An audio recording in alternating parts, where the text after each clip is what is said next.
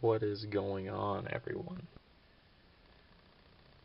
In today's review, I have Jack Adrian's Deathlands, Pilgrimage to Hell.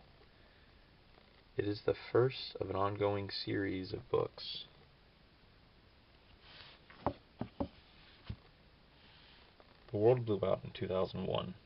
On a crisp January day, a presidential inauguration day, a 1 megaton blast ripped through the Soviet embassy in Washington, D.C. Subsequent explosions around the globe changed the face and the shape of Earth forever. Out of the ruins emerged Deathlands, a world that conspired against survival. In the blasted heart of the new America, a group of men and women planned desperately to escape the eerie wastes and mutated life forms of their nuclear hell.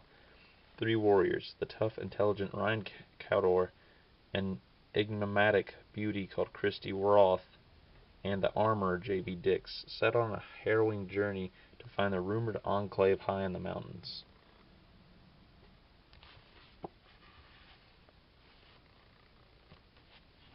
So yeah, you pretty much follow them throughout the story, and there's a picture right here of them right here. So it's Ryan. There you go. That's Krysty.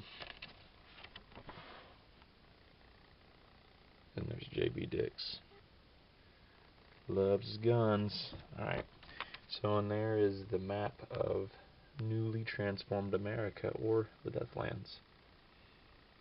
See, America in 2096.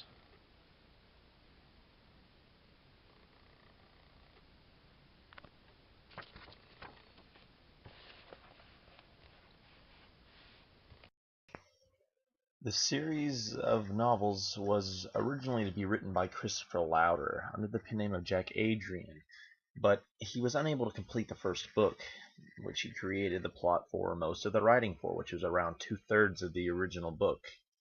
But picking up the torch, Lawrence James, under the pen name James Axler, then finished the uncompleted story. When all is lost, there is always the future. And what a quote for this book series, for it sure had a future. More than 100 books of a future, that is. And not many series can pump out that many titles. Even though James Axler passed away in the early 2000s, other authors carried on the legacy. But for this book, I'd give it all of the stars, all 9,000 and then some, because this book really got me interested in books and reading. So the first book, it was an eye-opening experience for me. Just the brutal savageness, the action, the characters, guns, and erotic love parts in the story. Science fiction and fantasy-esque flares, alongside and a more prolific post-apocalyptic nuclear wasteland survival action is just a recipe that excites my fancies.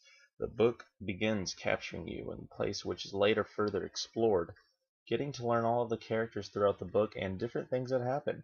After awesome gunfights, mutie fights, which are mutant fights, and other ultimate Rambo-style parts, a portal-type teleportation device from the pre-nuke era is discovered.